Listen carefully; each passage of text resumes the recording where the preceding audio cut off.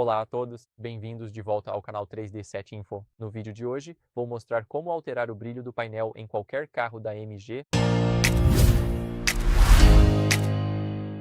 Estou usando o MG S5 EV e se você quiser alterar, precisa ir até as configurações. Aqui nas configurações você precisa ir em geral e bem aqui você terá o brilho do painel. Então, como vocês podem ver, aqui podemos facilmente mudar para baixo. Agora, se vocês olharem para o painel, certamente notarão uma diferença. Eu já testei isso na gravação. Não há nada que vocês possam ver, nada muda.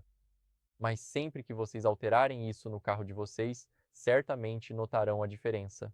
Então, é assim que vocês podem ajustar o brilho. Obrigado por assistirem. Se vocês gostaram deste vídeo, não deixem de curtir, se inscrever, comentar e vejo vocês no próximo. Tchau!